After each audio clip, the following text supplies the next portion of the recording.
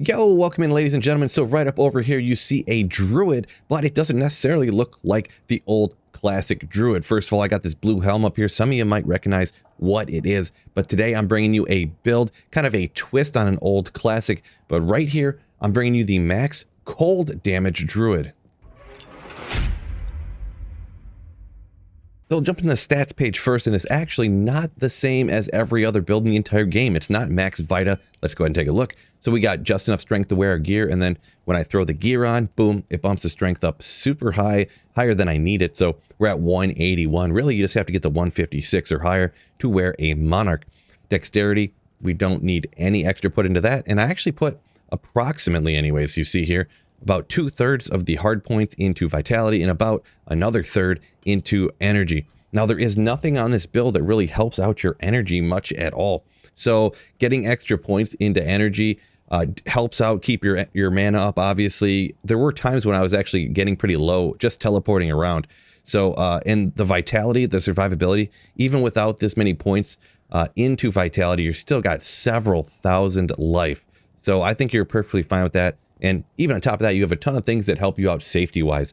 Now, down here, resistances aren't quite capped. I do have a very, very, very good gear and charms and stuff like that. Pretty much the best possible you can get is going to be something you could make up in other ways if you wanted to get these higher. With what I play now and what I kind of prefer to play, what I would use this for, this is going to be fine. And the poison res isn't going to matter too much because of what I have on the Mercenary. I actually have the Cure Helm, which has cleansing, which gets rid of poison faster, like incredibly fast, so it doesn't keep eating away at your life. So poison res isn't going to be super important. All the resistances are important, but not that important. All right, we'll take a look at the skill tree, and we'll start off with the elements over here, the elemental tree. And you notice, if you have played the Tornado Druid at all, this looks remarkably like it. In fact, exactly the same. But the thing is you actually don't even usually have time to go ahead and throw tornadoes on this build if you're playing either players 1, players 3, even different areas on players like 7 difficulty on single player. Maybe you could throw a tornado or 2, but just the actual hurricane with all of this stuff that boosts up the cold damage on this build, everything just melts away, especially players 1 and players 3. So a lot of places on player 7, I guess you can kind of throw supplemental tornadoes or maybe even launching out twisters to go ahead and deal extra damage, to go ahead and knock down some of the stuff that has more life. But really, this build is primarily, specifically, you're rocking Hurricane, just melting everything away.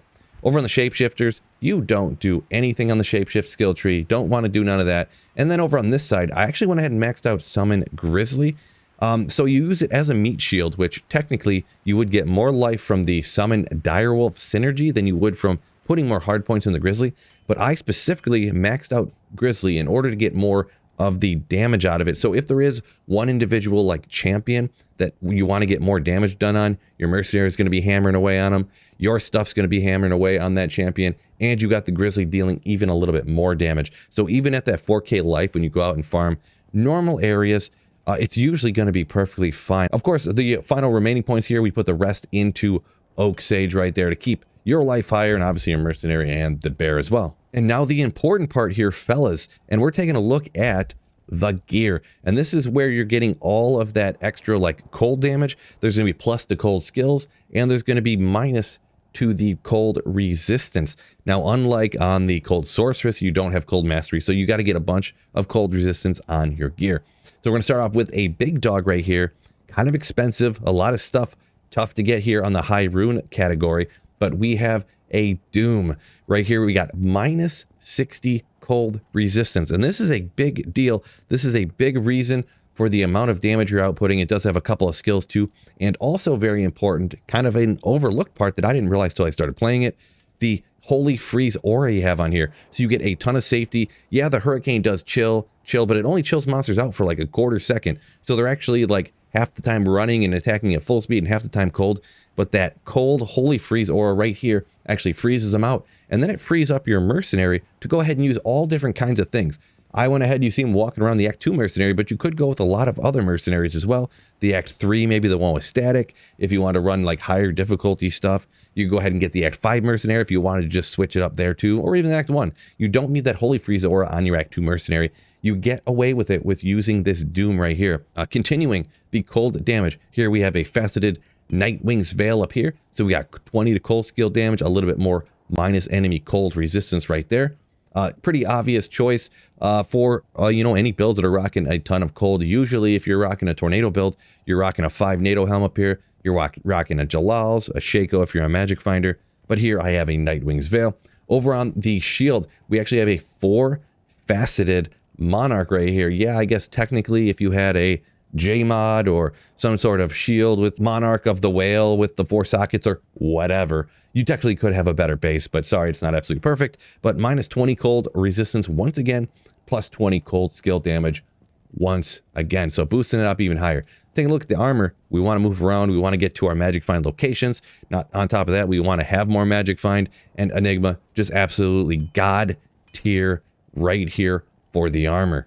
Over here, we just got some Trang's gloves to get our cast rate up just ever so slightly. You want a little bit of it.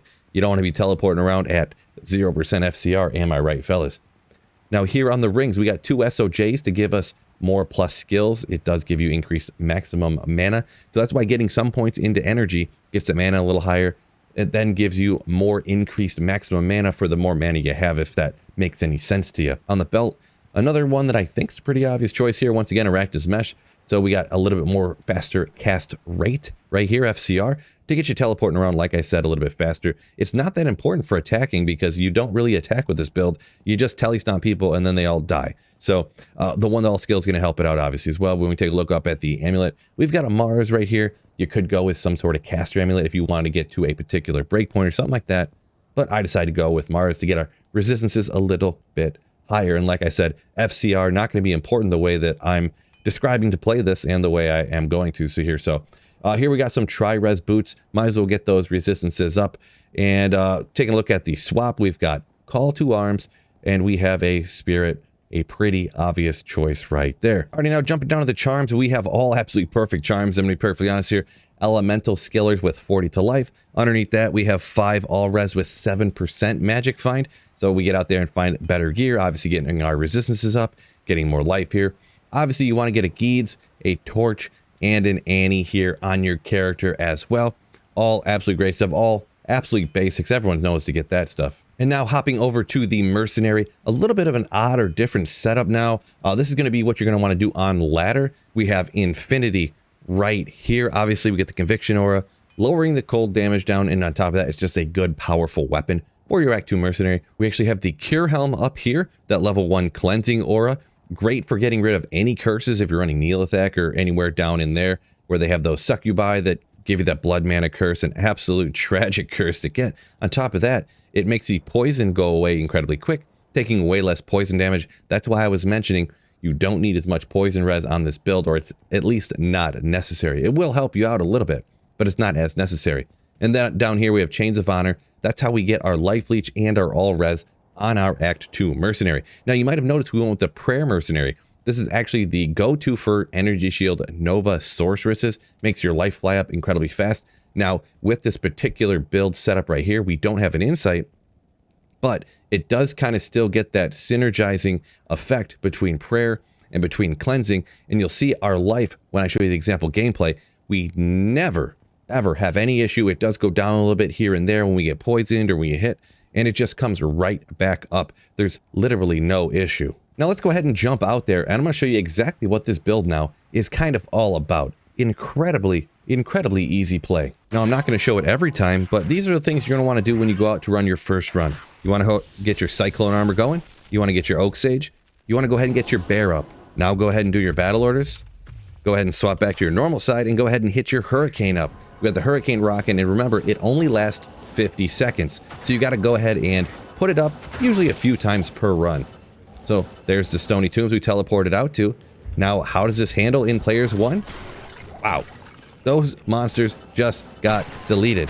Here's some champions. Go ahead and delete those. Telestomp them. Delete them. Telestomp them. Delete them. That's how fast this is. Here's a good area for cold for Players 1 difficulty, though. Let's go ahead and hit another pack or two, or find some large packs and just disintegrate it. Just disintegrate it. So if you're ever farming Players 1 difficulty, this build is absolutely goated, I'm going to be perfectly honest. Here's some large packs, teleport in the middle, and they're all gone. That easy. The more large packs, teleport, teleport, teleport, and it's all gone. But here we go. Why don't we go ahead and show you off on it coming down here to Neelathak. This can actually be a great option for Neelathak because this is cold damage. All the monsters around him are cold. So you just telestomp them.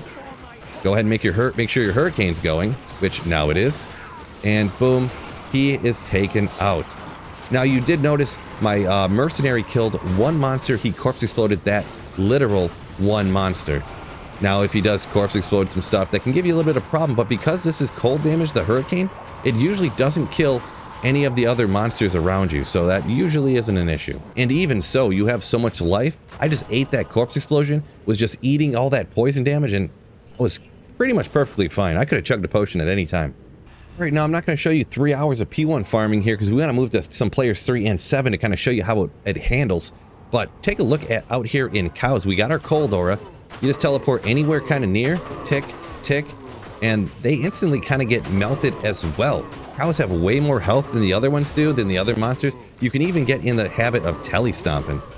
Telestomp, tick, tick, tick, and down they go. So not as fast as an absolute perfect area like the Stony Tombs will say, but look at my health over here just being perfectly fine. Telestomp, the aura freezes them. Here we got an actual champion. See you later, buddy. We'll just go ahead and show you on a few more packs here. Just telestomp. They instantly get frozen, instantly knocked back. Oop. You're going to want to make sure your hurricane doesn't run out like that. A little bit of a skill issue on my end. But hey, let's go after the big dog here. How about the Cow King, huh? Come here, buddy. My actual Oak Sage there got hit and actually got nuked and one-shotted by the Cow King, but no big deal. We get a good old bone knife there is the Whiz Spike. But yeah, look at how that handles. That's without even casting any of the tornadoes, which actually do a ton of damage. All right, let's go ahead and turn this one up to players 3 and a little bit harder difficulty. Getting great amount of drops here, but it's not too difficult. Pulse, pulse, everything dead. Pulse, pulse, everything dead. So it's almost similar to players 1 here, especially if you're farming the Stony Tombs. A very, very great place for cold damage builds, and this is no exception. This could be probably the best Stony Tomb farmer that there is. I know it's not the hardest area in the world, and it's good for cold immunes, like I said, but it is an amazing area. You can find every single item in the entire game. Level 1 clear, and you can go ahead and jump onto the second level. We don't need to show an entire level clear here, but hey, how does this work on something else like, I don't know, how about like those cows, huh? Alrighty, once again, let's see how it handles. We want to go ahead and make sure we actually have our hurricane going, Phil. Good job, buddy. So we'll just go ahead and just only see how the hurricane works right here without doing any supplementary damage from those tornadoes. Now, remember, the tornadoes do a ton of damage, but actually I'm stacking up the most to get the most out of the cold damage here from the hurricane. You see, you can literally just stand completely still and it will kill everything with no effort from you at all. But let's go ahead and do that in conjunction with actually throwing some tornadoes, playing it more like a standard tornado druid. So we'll go ahead and telestomp here and go ahead and cast out a bunch of tornadoes in all directions. Now with that particular champion there, definitely faster, and of course these tornadoes, you can see me throwing them out over here just so you can see them. They do pierce through and hit all of the different cows in a straight line, so it definitely does increase the damage output a ton. Now on players 1 and like players 3 in the Stony Tomb, it's so incredibly unnecessary because everything dies so fast. But when you get into things with more life, here we are players 3 cows, and perhaps even when we jump to higher players count, which you're about to see in just a second, throwing out the tornadoes along with the max cold damage that we're putting out is definitely the way to go. Already heading down to the Stony Tombs, since it's on single player, caps out at getting the best drops at player 7 here. So we'll just set it to player 7, kind of the standard for offline single player, and see how it works. Let's go and find a good pack here and just let only the cold damage tick off here. And you see, even at just that, the cold damage itself really takes stuff out perfectly fine. But of course, you're going to want to get things taken out as fast as possible. Now at this point, this is definitely player 7. I would recommend using both the regular damage from the tornadoes and the cold damage from the hurricane. So playing more like a standard tornado build, but you also are just getting so much damage from a type of element and a type of attack that you don't have to aim at all. So you never have to worry as much anyways about the crazy pathing of tornadoes or about if you're missing. It just goes ahead and hits literally everything around you with that hurricane. And obviously you're always rocking hurricane on your tornado druids, but this is actually putting an emphasis on it. You know, really, and I feel like you could probably get more DPS almost if you're not perfect at aiming those tornadoes, because like I said, the hurricane, it's just wrecking everything around you. All right, a few more big packs. So Telestomp in the middle, and I'll just kind of send out tornadoes in all directions. That seems to be pretty much the strat that I kind of like the most with this particular build. Find a huge pack, Telestomp in the middle, let the cold damage rip everything out, and then just send tornadoes out in all directions without having to aim. And yeah, if you guys know, if you're a fan of my channel, if you've been watching at all, you know I hate having to aim. And now for the last test here, we have players 7 cows. We got our cold aura up here. Maybe right off the bat, we're not going to go after any mited cows, but we can just Telestomp this pack. And let's go ahead and see it tick off right here. You can see our life getting chopped down ever so slightly, but it's tick, tick, tick, tick, tick. And even player 7 difficulty, you technically could just go ahead, Telestomp with this hurricane going, and all the cows on the hardest difficulty that there is get taken out. Okay, let's go ahead and use our hurricane in conjunction with our tornadoes. So we'll Telestomp close and go ahead and throw tornadoes out, kind of, you know, in the direction of the cows. They're actually putting out quite a bit of damage here. Make sure my hurricane doesn't run away. So it's not exactly the absolute fastest. Is this a perfectly decked out Nova Sorceress? No, it is not. But I feel like at the lower players counts, even up to players 3, it is such an easy build to play. You see, they're all frozen. You can toss some tornadoes into them, taking out that group. And you see that group got taken out before the other ones because the tornadoes are doing really quite a bit of damage. So I feel like because of the ability to take out so many monsters on like players 3 difficulty without having to aim, I feel like this is going to be a build that I'm going to be using pretty soon on my live streams.